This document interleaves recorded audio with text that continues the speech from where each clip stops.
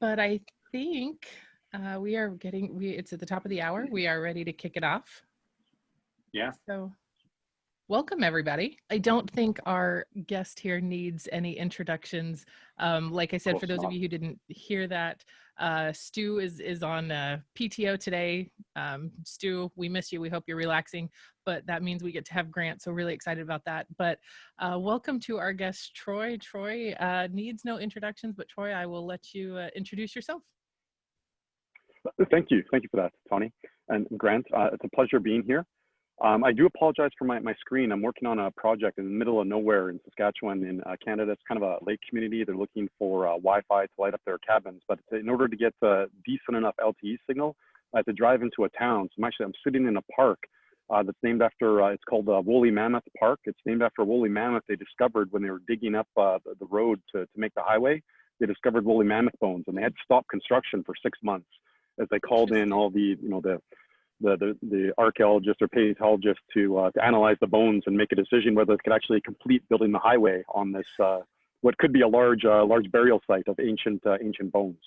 That's crazy. So yeah, thank you again for everyone for being able to attend this call and take the time out of your day. With regards to my background, I started off in the service provider space, working on a lot of wired networks.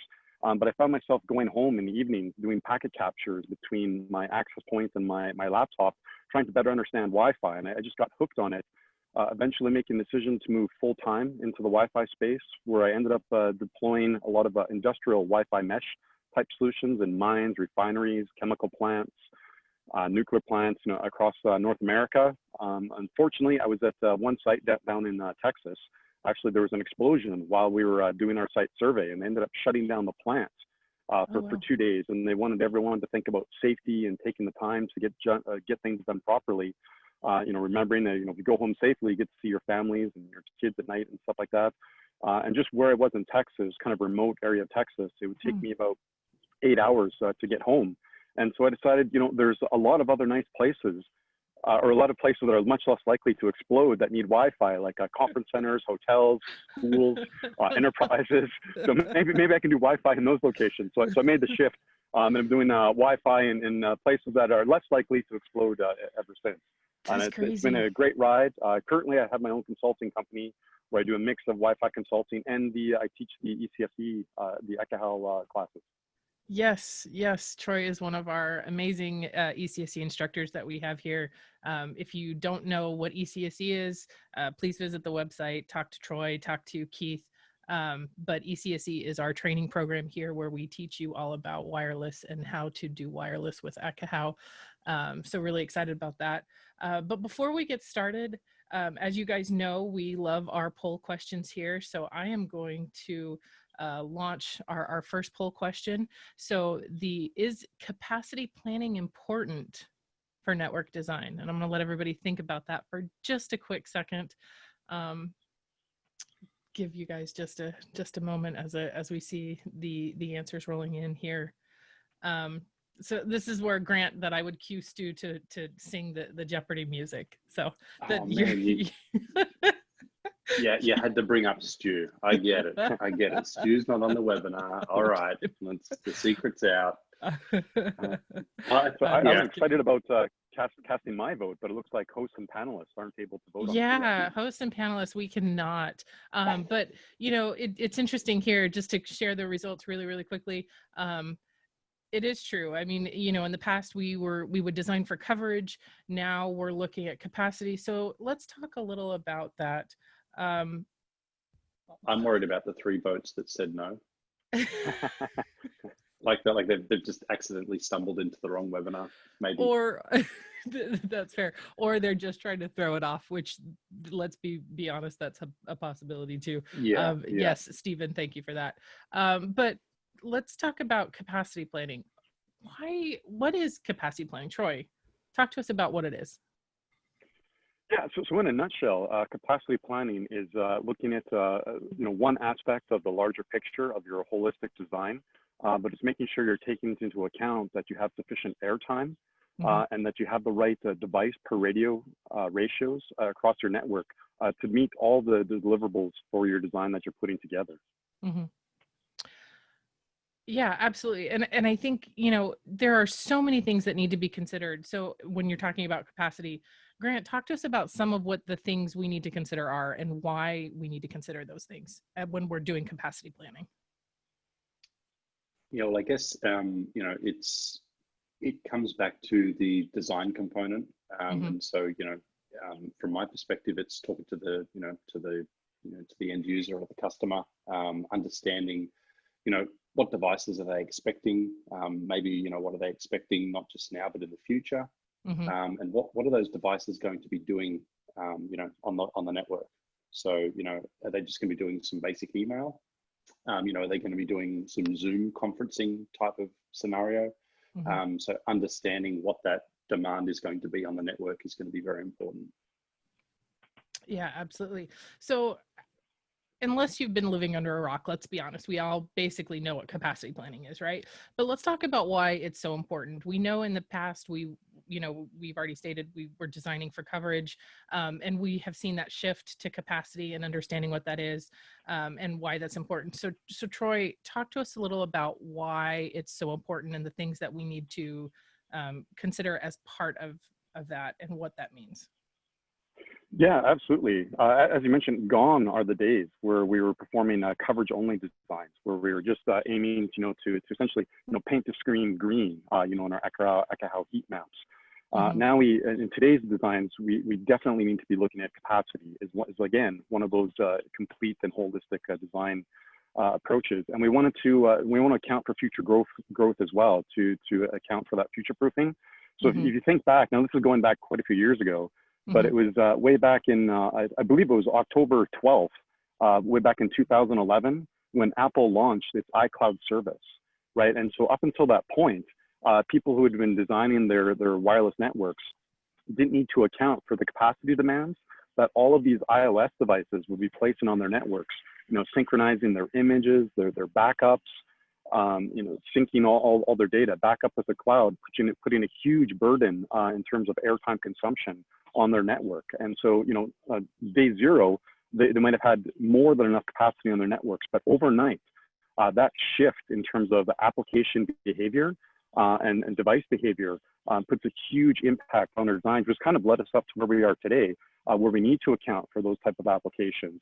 And it also puts a challenge on designers.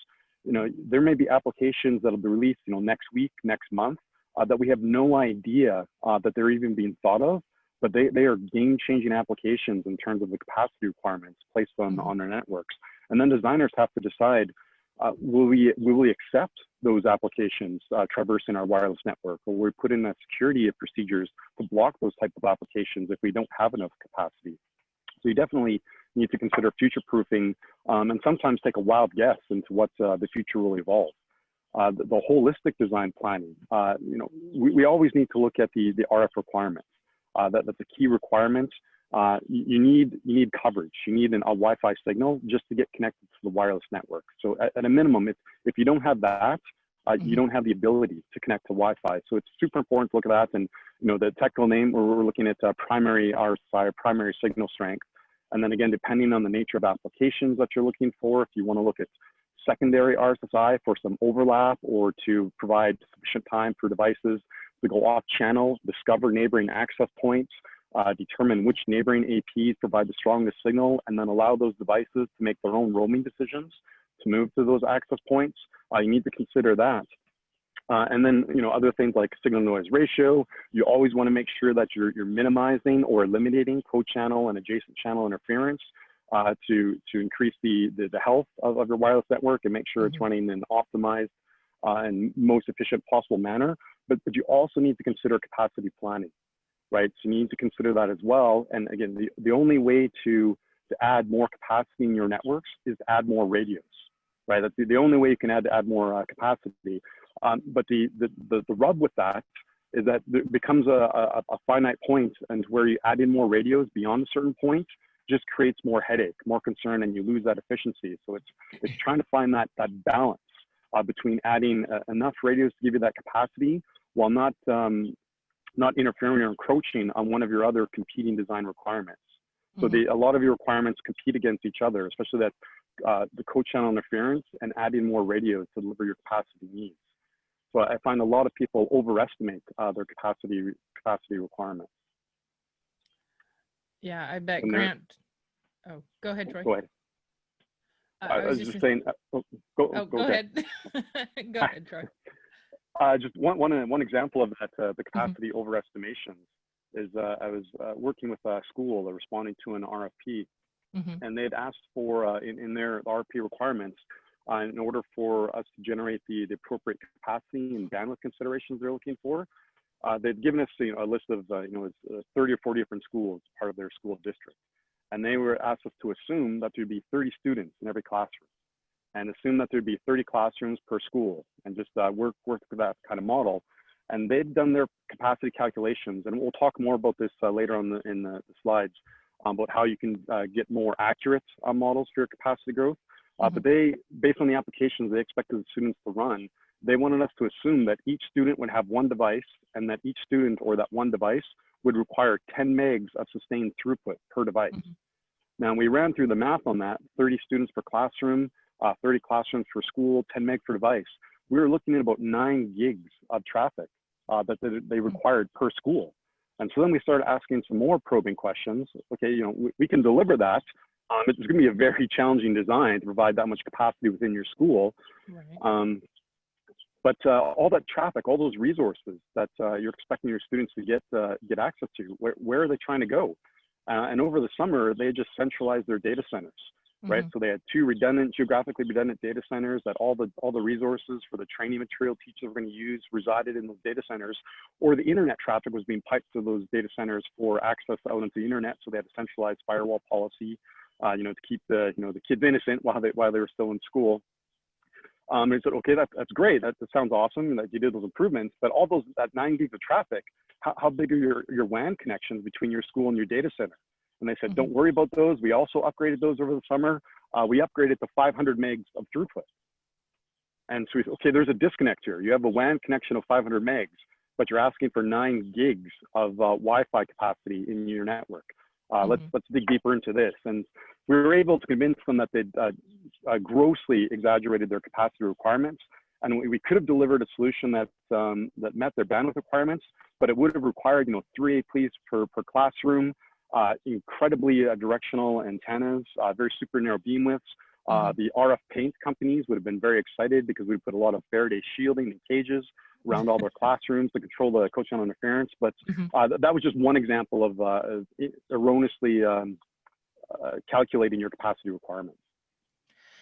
I think, Troy, that's why it's so critical. We talk about the requirements, and how important it is, just because a customer, and not to say that they don't know, but for example, your customer there was asking for 9 gigs, right? So it's making sure that when you're trying to flesh out what the requirements actually are, is that you keep asking those probing questions and you really get to the heart of what they're trying to do so that you can deliver a network that's going to meet their needs.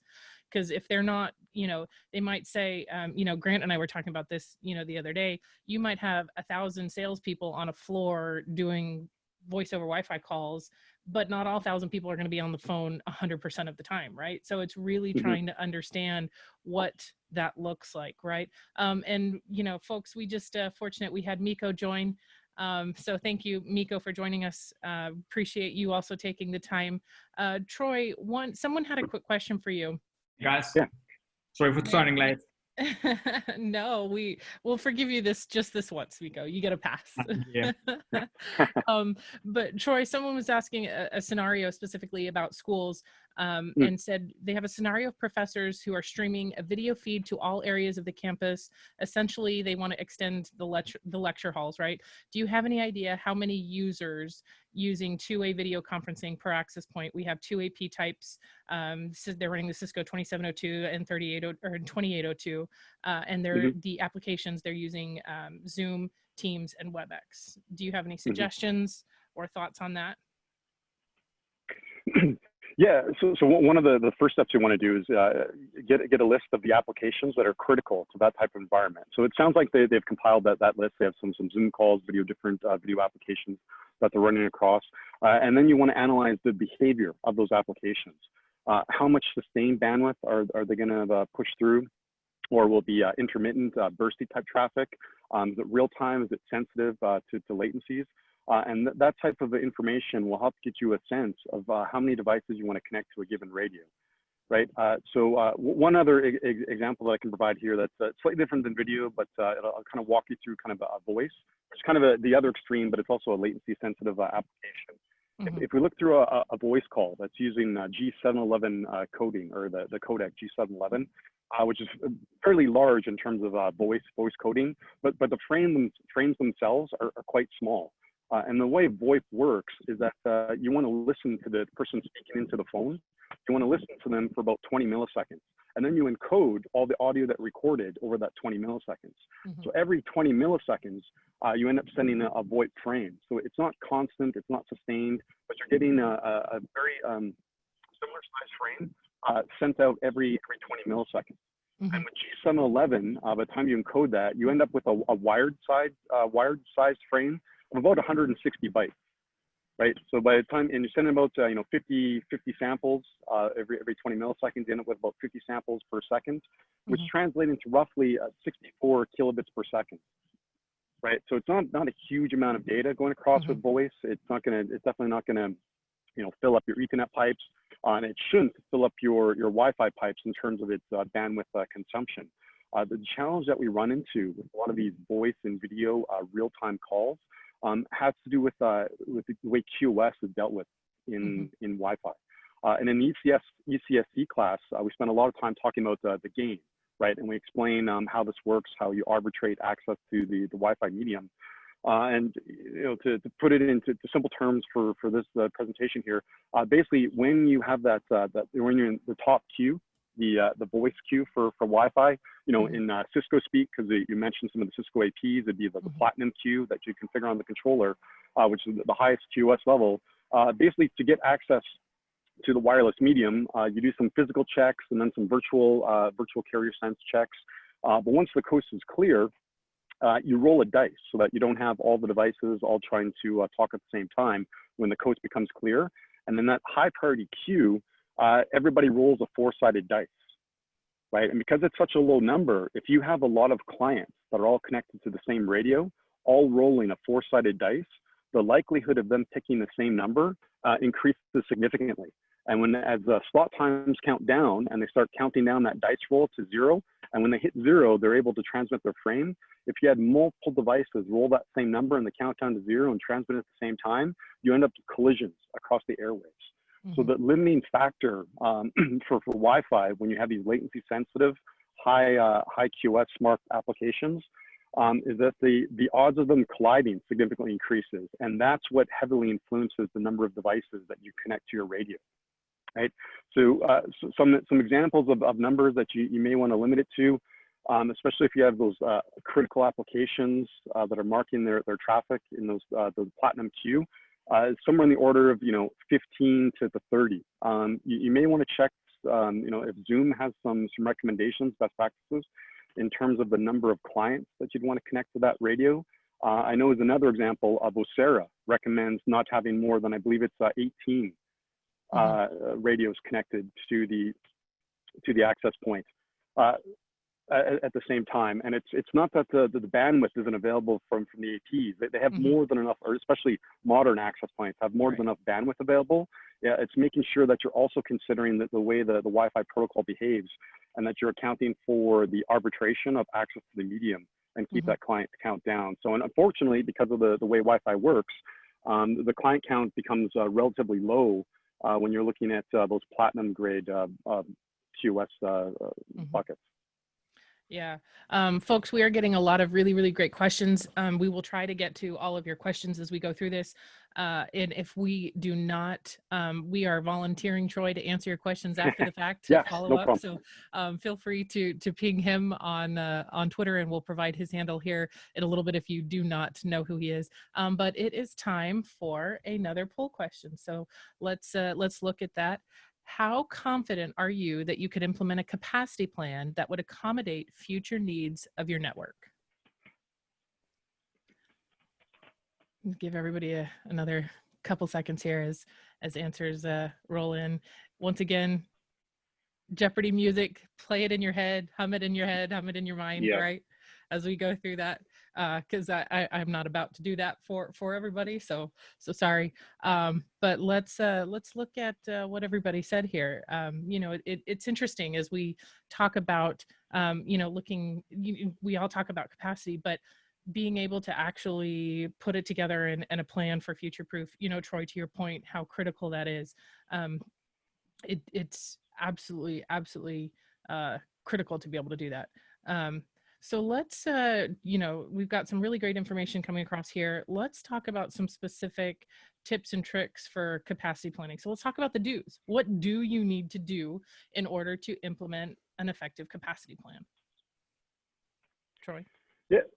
So one example that I have here from a project that I worked on in the past is kind of the workflow or the thought pattern that you might want to consider just for figuring out how many devices will actually be active across your network. Because again, I think this is another thing that people grossly exaggerate. There's a lot of marketing out there that, you know, the users today need access with 3, 4, 5, maybe 6 devices per person. And if you start modeling, you know, 6 devices per person for every user in your environment, I find this ends up with way more devices than what you're actually seeing in your management platform. So just after mentioning management platform, one of the best ways you can see what's actually going on in your network is dive into your vendor management platform. Look to see how many clients are actually connected on your network. This will give you a lot of insight into how many devices you actually need to model. Right, and it may not be, you know, a 1-to-1 device per user. Maybe it's 2-to-1. Maybe it's like 0.7 or 0.8 to 1. So one other example I like to cite about this is a lot of the vendors have large conferences, right? So they bring in all their users, you know, the partners. They have the big conferences. You know, they can be upwards of 30,000 people, right? So this is a big conference of, you know, the IT geeks of the world. You think these are the people that have a lot of different devices that they carry on them. But when some of the cool things these vendors do is they share statistics about their conferences. How many devices are on 5 gigs versus 2.4, how many connect on AC versus AX or Wi-Fi 5 versus Wi-Fi 6. They also share client counts. And so one of the things I'm always interested in is, so you advertise, you know, let's say 30,000 people showed up at your conference. How many clients, what was your peak client count during that conference? And often I find it's less than a 1-to-1 ratio. So they may peak at, you know, 26,000 clients, so their peak demand. Now you have to read into a little bit of grain of salt with these numbers because it could include, you know, support staff, operational staff, staff that didn't officially register for the conference. But even then, that's telling me that at a geek conference where I expect that ratio to be much higher, it wasn't even 1-to-1, right? Another example I have is I was working on a project. It was for trains. That were passing through the city, so the kind of commuter-based trains, and they were in the process of expanding their trains. They're moving from 3 trains to 4 trains, and each train would carry about max capacity, carried about 200 people on it. So we're trying to come up with some, and the Wi-Fi would be on the platforms, not on the train itself. So every time the whole train pulled into a platform station, all the people on the train would be probing and listening to beacons and try getting connected to the Wi-Fi networks at each station. So it'd pull up, be there for about, you know, 30, 40 seconds, and then take off to the next train station. So we're trying to understand, you know, in those 30 to 40 seconds, how many people would be on how many people's devices on the trains would be trying to connect as well as on the platform. So when we walked through this workflow, we said, okay, well, if there's, you know, upwards of 800 people, you know, worst case scenario, 800 people across the 4 cars on the train, and in order to connect to the Wi-Fi, you had to be a customer of that service provider's network because the service provider was sponsoring the Wi-Fi network on these trains. So if we assumed 50% of the users would be customers of that service provider, now the device count goes from 800 users to 400 users. And if we assumed 1 device per person, assuming that everyone on the train, you know, they didn't necessarily have their laptops pulled out, maybe they're just using their smartphone, but they didn't have necessarily multiple devices connected. So now we drop down to, we're still at 400 devices that we need to get connect. And if 80% of them have actually registered a device for auto connecting, well, now we only have to worry about 320 users. And if 80% of those users, only of the 320, only connect on 5 gigahertz, well, now we just need capacity for 256 users. And of those users, if only 80% will actually be active at any given time, actually downloading, syncing their email, transferring data, now we're down to 205 devices that we need to provide capacity for across this platform. So by kind of walking through that workflow, It's not that we need a capacity for the 800 devices. It's how many will actually be active and using the wireless network, and that's what we need to account for. And we do have tools within Ekahau that can let us model and input that data so that we can accurately visualize and confirm whether or not we have enough capacity in our wireless network. But we need to walk through that workflow first. Yeah, that's a really interesting point.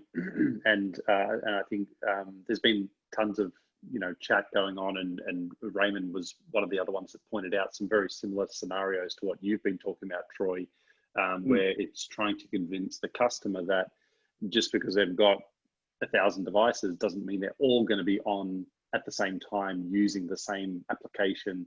And we do have metrics within Ekahau where we can simulate that a device is just associated to the network but not actively using the network, and it's all about that concurrent client use.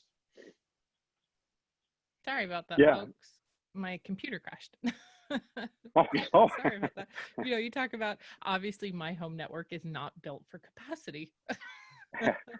No, so I was thinking though, Tawny, I mean, based on the chat and the really good number of questions coming in, I think all webinars from now on we just have one slide, and then we just go with the questions, because there's some really good questions. So. I know. So Troy has had a lot of really great things. So more to do. So there's a lot more things that we can do to help ensure a high performing capacity plan. Yeah, absolutely. And so again, as I mentioned, looking at your management console, understanding what your user count is and your device counts, and understanding that ratio, also seeing how that evolves over time, right? So if you have a corporate initiative, where we're going to transition to using, a voice and video grade application to host our meetings, on our calls, and all that kind of thing. If you know that application is coming down the pipe, that's your cue to start doing some research and understand how that application is going to evolve. Will it require, standard definition, high definition, 4K video streams? Just for example, in the hospitality space, a high definition Netflix stream requires about 10 megs of throughput, right? And in hotels, sometimes, families show up, family of 4, they don't like talking to each other. They show up in their hotel room and they all start streaming video, Netflix video in that hotel room. And if they're only doing high definition video, that's 40 megs of bandwidth you need to deliver per hotel room. Right? Do you have enough airtime to sustain 10 megs per user? Is your WAN connection at the hotel sufficiently sized to backhaul that much data? And that's just high definition traffic. If you step up to 4K video streams, that's 25 megs of bandwidth that you're looking for, right? So maybe you want to start looking at, rate limiting Netflix so that it can't push or consume more than 12 megs.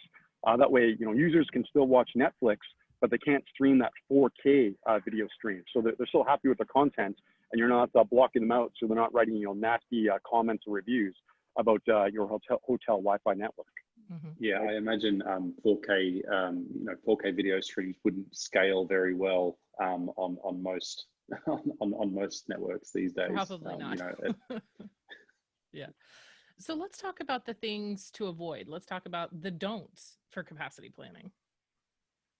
I know, Troy, you gave us a really great example earlier about overestimating capacity. So how can you avoid that? Is it just asking probing questions and making sure you know what you need to find out? Or, do you have any tips on how to avoid that? Yeah, so I find it surprising that a lot of customers or other partners that I've worked with, when they start putting together their wireless LAN design, and you ask them how many devices are connected to their network or what applications are running across their network, they're not aware of that information, of what's currently going across their network. Not even looking at the future or what may be traveling across their pipes, but what's going on right now. Where I do think most vendor platforms, so enterprise grade wireless vendor products, they do have this insight. So if you look in their management platforms, whether it be local based on-prem management portals or a cloud-based management portal, they do provide visibility and insight into what types of applications are running across their network. Now, some will go into a little bit more granularity and break down bandwidth consumption per application. Maybe you can figure out which SSID is using more of those applications versus others.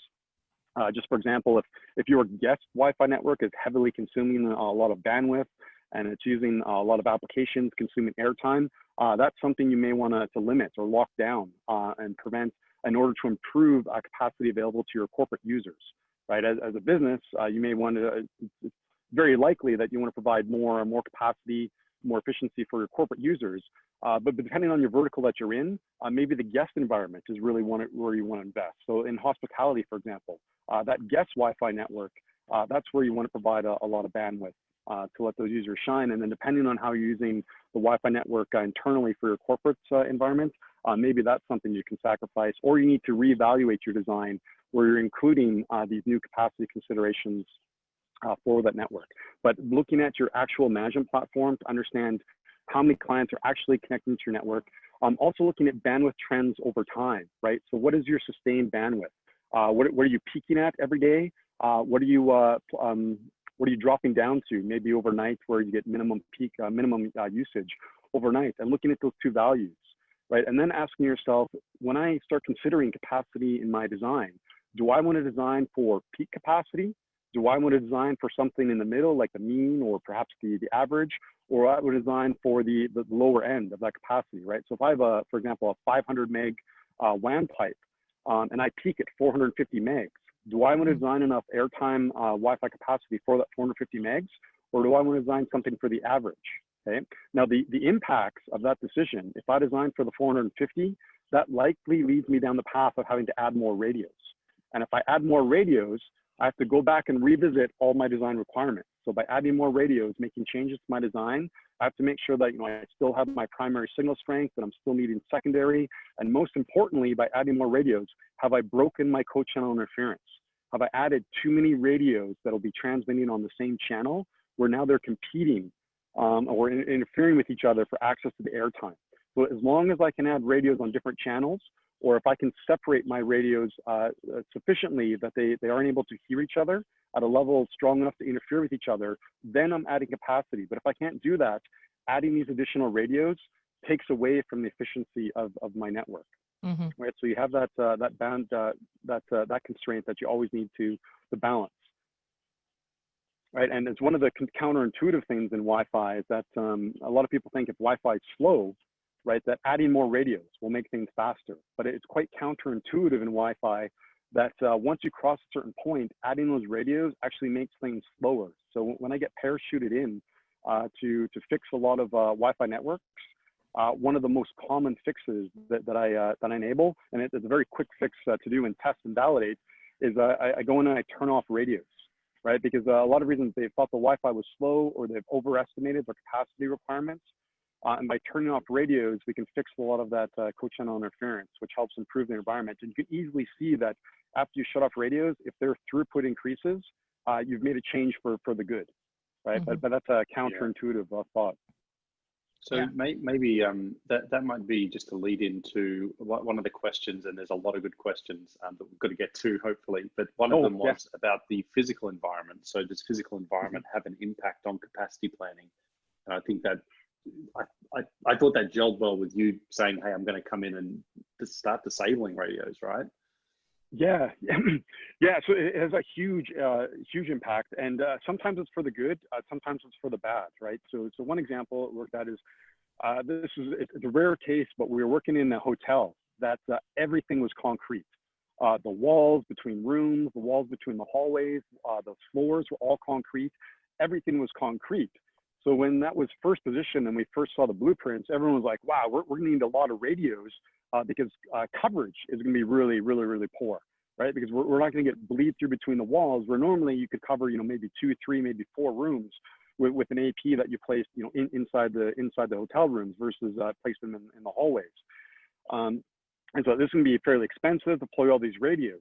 But what we didn't realize at the time is that because we were able to put in more radios, and we had natural attenuation from all this concrete in all the rooms, we were able to mitigate co-channel interference through the natural physical environment of that hotel. And because we ended up putting in a lot of radios, nearly every room ended up with their own access point. And again, we could mitigate co-channel interference because of the heavy attenuation of the concrete walls.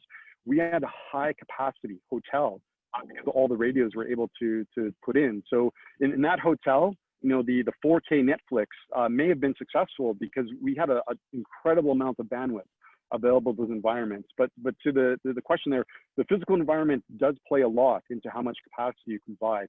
It's much harder in a very open environment. So if you think like a large convention center, right, where a large room, you have a lot of people aggregated, they're standing shoulder to shoulder or they're sitting shoulder to shoulder.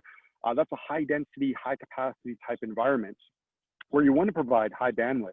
But there's not a lot of the physical characteristics of that site that can help control the spread or the propagation of the RF energy. And that's where directional antennas become your friends, right? So to direct the energy where you want it to go. So the APs aren't hearing each other very loud. You're focusing that energy almost like a spotlight down towards your client. The other benefit is because directional antennas are bidirectional. Not only are you focusing the energy during transmission, but you're also focusing what direction you're listening to those access or to those clients, right? So you're eliminating noise and interference from other directions that you don't care about. And by keeping that spotlight small, you can limit the number of devices that are connecting to your radio. So that's one of the keys to capacity planning is keeping that device to radio count very low, right? Because each radio has a finite amount of capacity that it can offer. And so the fewer users connected to that individual radio, the less they're competing with the other users connected to that same radio, and their overall throughput goes up per user. But as more devices jump on that radio, you have to distribute the available capacity across all those users. And so it diminishes quite significantly. And also because of the way arbitration works about that we mentioned a little bit earlier, the load has a huge impact on Wi-Fi. It's not a linear relationship. As you add more devices to the radio, as more devices hop onto that radio, the dice rolls get bigger. They compete with each other to get access to the airtime, and it slows everybody down. And there's much less available capacity for that. So keeping device per radio count low is key to a high capacity, high bandwidth type environment. So Troy, one quick question. A lot of folks are asking what the impact of Wi-Fi 6 will have on capacity planning. Do you think that will increase or decrease? You talked specifically about making sure that device count is low. Do you think that would be even lower in Wi-Fi 6? What are your thoughts on that? Yeah, so that's a really interesting question. And unfortunately, I think it's a little bit early at this time. We don't have a lot of Wi-Fi 6 or the density of enough Wi-Fi 6 clients out there in the environment to see the full benefits of the features that have been incorporated as part of Wi-Fi 6. So features like OFDMA, where we're allowing multiple devices to talk or transmit at the same time across chunks or subsets of the subcarriers across that 20 megahertz channel, right? So conceivably, as an example, in a 20 megahertz wide channel, Wi-Fi 6 allows upwards of 9 clients to transmit at the same time. Okay. Now, the reason this could be useful in Wi-Fi is if you were to do a packet analysis or analyze the size of the frames that are sent across Wi-Fi, the bulk of your Wi-Fi transmissions are frames that are 250 bytes or less. It represents about 50% of your traffic. So the majority of Wi-Fi frames are very small, right? But the other aspect of Wi-Fi is the data payload of that Wi-Fi frame ends up being very small. But there's a lot of overhead with respect to the 802.11 header that gets appended onto that data payload. And with all that overhead, that can take up a significant amount of the airtime. So for every Wi-Fi frame that you transmit, the payload actually represents a small percentage of the airtime being consumed for every frame. It's that Wi-Fi overhead that keeps contributing to that. And so by allowing multiple devices to communicate or transmit at the same time, we make more efficient use of the Wi-Fi medium, which gives us back some of the airtime, right? So instead of having to wait, if we had 5 Wi-Fi clients all trying to transmit, instead of Wi-Fi client 1 transmitting on transmit opportunity 1, and then Wi-Fi client 2 on opportunity 2, client 3 on opportunity 3, and taking 5 transmit opportunities to transmit that data, we could have all 5 transmit in the first transmit opportunity. And then that frees up those remaining 4 transmit opportunities where no one may have anything else to say, or they can send their next frame from the large file transfer or give another device connected to that radio an opportunity to transmit. So there is potential for huge airtime savings with Wi-Fi 6. And part of that is related to, again, very many small Wi-Fi frames. The flip side to that is there is a penalty for coordinating all these frames or all these devices, clients to transmit at the same time. We have to synchronize transmissions, and we have to get feedback from the clients. Who has something to transmit. So the AP has to poll the clients, asking them who has data to transmit. Clients that have something to transmit, they have to respond, and they can tell, the AP, how much data they have to transmit, and also importantly, what QoS priority or setting do they have for the data they transmit? Is it a platinum grade application chunk of data they have to transmit, or is it background or best effort, right? And then the AP will run an algorithm to determine, based on all the feedback it received from those clients, which ones it's going to allow to transmit to the next transmit opportunity, and then it has to send that message back out to those clients and say, you 5 clients, I want you guys to respond back to me, right? And then those 5 clients will transmit their data. But there is some overhead that's required in order to synchronize and time everything so that the right clients send back their data, taking up the appropriate amounts of spatial or of subcarriers across that 20 megahertz channel. So there is some advantages we may see with Wi-Fi 6, which should give us more airtime available. So we have potential to stuff more clients in, but also depend on the behavior of the applications that we're seeing. So going back to that voice example, voice frames are relatively small. So voice will play very well into the Wi-Fi 6. We can stuff a lot of voice calls onto that because we can subdivide that 20 megahertz channel into small slivers, small slices. But if they're large applications transmitting, 1,500 bytes or larger frame sizes, those won't necessarily play as well in the Wi-Fi space or Wi-Fi 6 kind of evolution. Thank you, Troy, for that. So folks, like I said, we're getting a lot of really great questions, and to keep putting Troy on the spot, but we will have his contact information for everybody.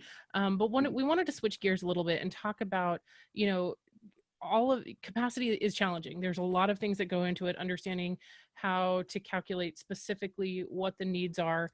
Let's talk a little about how we do that within Ekahau, within Pro. Grant, why don't you give us just an overview? Because I know we want to get to some of these other really fun questions. Yeah, for sure.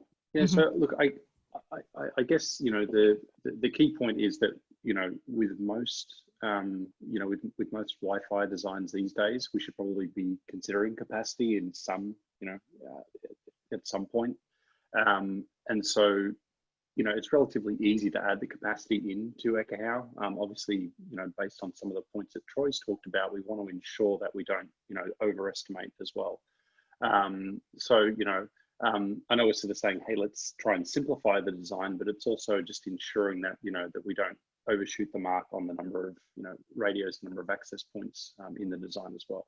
So anyway, we've essentially got 3 different visualizations that we can use within Ekahau from the design perspective, for that capacity modeling. And within the tool, the super smart, team in Helsinki have basically got an algorithm that's going to help work out, what the data rate the client is using, things like that, if we were going to add that in, the tool would get infinitely more complex as well. So, based on that, we're going to have that airtime, airtime estimation, which is based on the, the 802.11 standard. And so, depending on the application type that is being used, your capacity threshold, it might be between 50 and 70%. So it's always going to be dependent on, what the client is that we're modeling. So, we can expect that we're going to have higher throughput capabilities on more modern devices compared to older devices. And also, what the device is actually doing. So, is it doing video traffic? Then, then we're going to have slightly different thresholds than if we're going to have, say, voice traffic.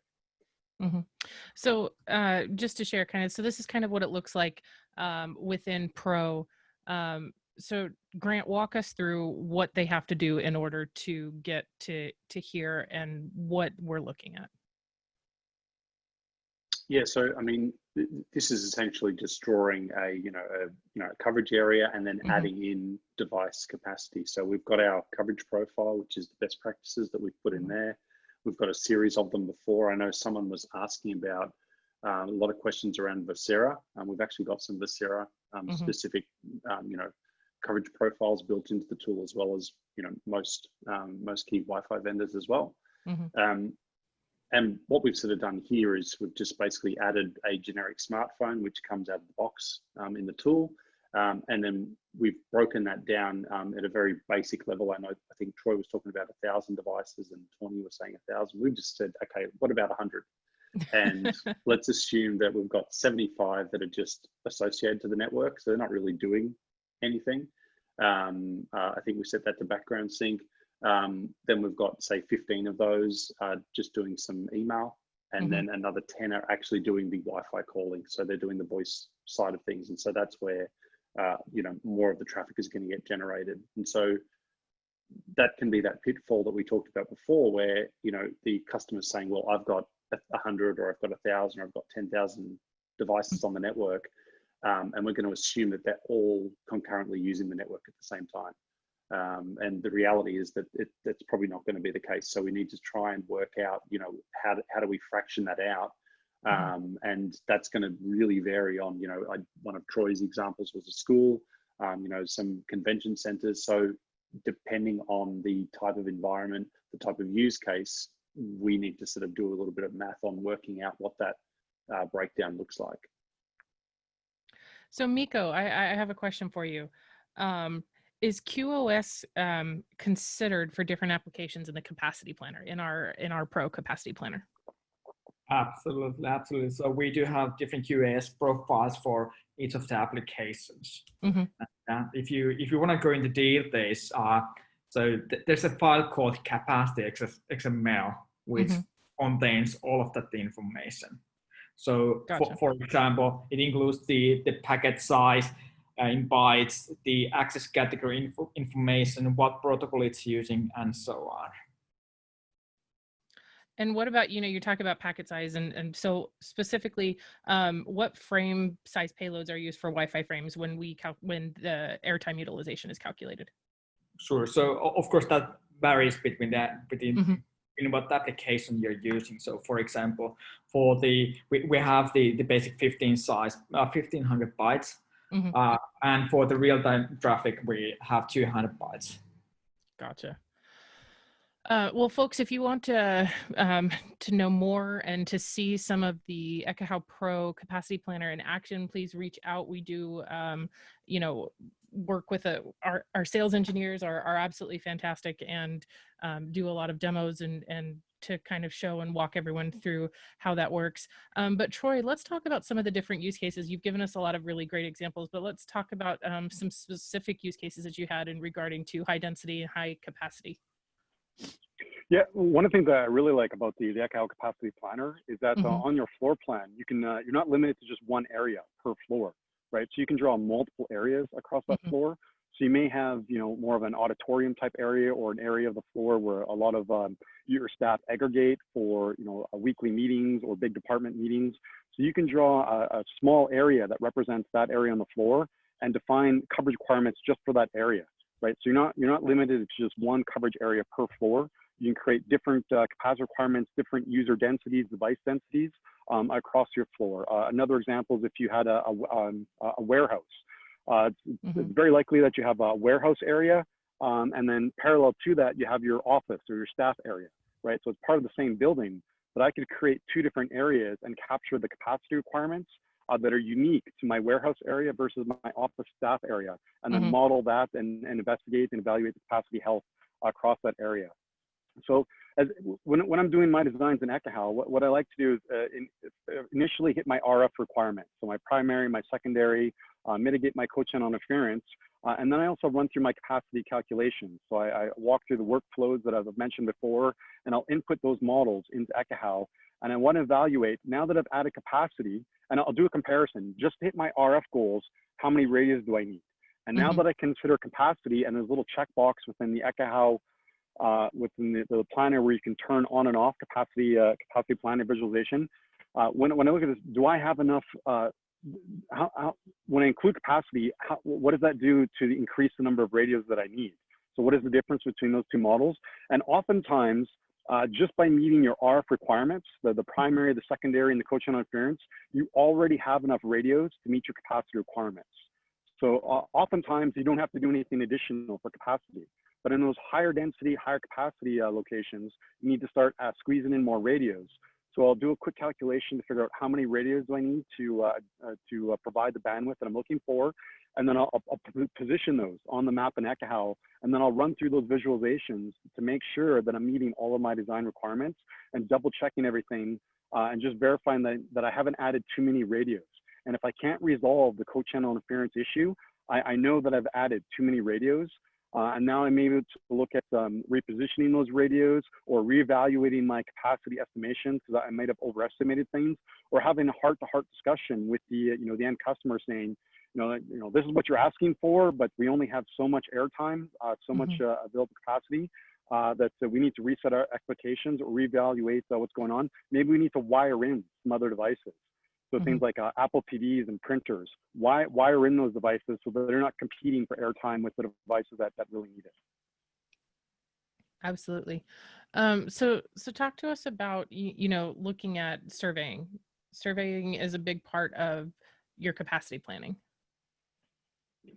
Yeah, absolutely. So when we're out there doing a survey, this gives us an opportunity to validate our design. So we could do a survey as part of input gathering, input collection, so we can create a more accurate model for our predicted model. So going on site to collect those details, as well as once we've deployed our network, we can validate. Did our design, is it actually meeting our design requirements, our targets? So we can prove to ourselves that we've met our design goals. And maybe, if you're a consultant, collect that check saying, hey, my design met what we all agreed on. Or, it also provides a baseline, right? So, at a minimum level, what your wireless network's providing.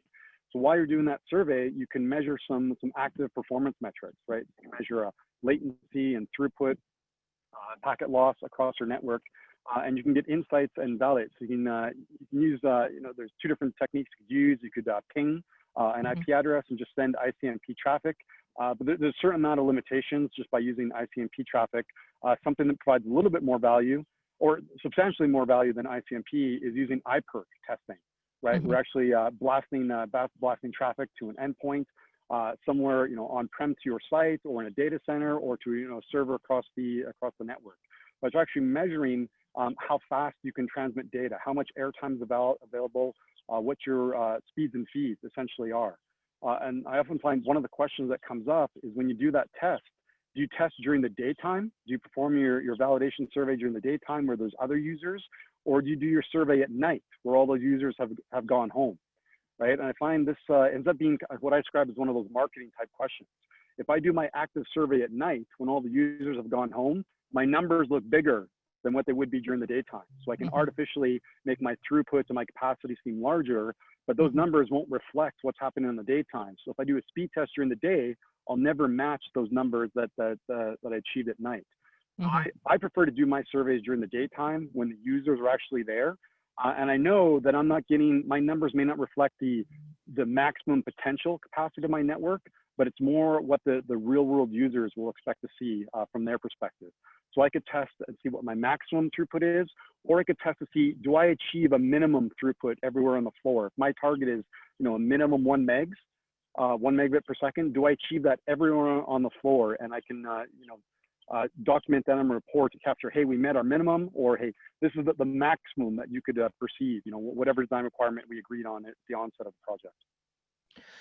Troy, do you think that with social distancing and everything else, we have to stay 6 feet apart, that's going to impact capacity?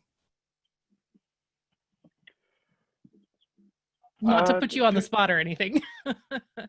Yeah, that's kind of a curveball one, but I thought it was a good one. I know. I'm just curious, because in a world where things are changing, how does that impact what we do? Because we've obviously seen increases on home networks, everything virtual, the change from that perspective. So there's more data going through because we've got video streaming. Do you think that will impact in a physical environment, on site somewhere with social distancing? Do you think that will have any impact? Yeah, so I think as we start moving back to the office, I think we will see a shift where there'll be more encouragement to have people working from home, staying out of the office. So our corporate densities, I think, will diminish. But if we imagine a scenario where we get the same numbers of people returning to the office, in order to maintain that that 2 meters or the 6 feet distance separation, instead of having everyone congregate inside those large meeting rooms or large auditoriums, there'd be more of a push that, stay at your office, stay at your desk. And if everyone remains sitting at their desk, they can maintain that 2 meters, 6 feet separation. So at your given site, the numbers won't change at the site. You just won't have everyone show up in that one large meeting room, right? Which will affect your capacity distribution, right? So you won't have to model, high density, 200 people all in one office room, but you'll have to provide enough capacity so that across your corporate environment, you have enough aggregate bandwidth to provide capacity for those users who are now sitting at their desk instead of showing up into their office space, which will impact potentially AP placement, your types of antennas that you choose, but you'll still be able to leverage Ekahau to achieve that capacity planning model. You're just doing it over a different portion of your floor space. Gotcha. Well, folks, we are at the top of the hour, and I wanted to make sure we put Troy's contact information up here, the puppet master himself, as self-titled. But Troy, thank you for joining us today. I want to make sure we're cognizant of everyone's time and finish right at the top of the hour. But thank you for joining us today. It's some really great information. Folks, as you know, we typically stay on an extra couple minutes. Maybe we can get Troy to answer some additional questions if that's okay. But Troy, any last thoughts for us? So I think just as the last thought, capacity planning is one of the, it's not the only one, but it's one of the many design requirements that goes in today's wireless LAN design. So it's definitely something you do need to consider it. And I find it incredibly valuable that we have that ability within Ekahau to model capacity requirements and gauge the impact of capacity changes across our design, right? So whether we have a lot of clients or a few clients, we can model those two different perspectives and see what the impact is to our design. And we can build in, safety margins is our design to help us anticipate potential impacts to future growth and future demand. So I definitely consider it, and I find it very easy to visualize and model and evaluate those changes using the Ekahau tool set. Awesome. Thanks, Troy. And thanks, Grant, for stepping in with Stu being out. Really, really appreciate that. And I apologize, folks, that I had a Zoom crash during that time. And thank you, of course, Miko, as well for you, because it's late for you. So thank you for taking the time to join us. We have had a lot of really, really great questions, and we here at Ekahau are going to follow up on some of those, especially surrounding the questions about Pro and the Capacity Planner and Pro, and then we'll send Troy some questions so that he can get those answered. But capacity, it is really important. It's something that we here are very passionate about, and it's something that we all need to make sure we're taking into account as we are designing our networks, and because capacity is constantly changing. So thank you, folks, for joining us, and with that, have a great day. Right? Yes, thank you, everyone. Yeah.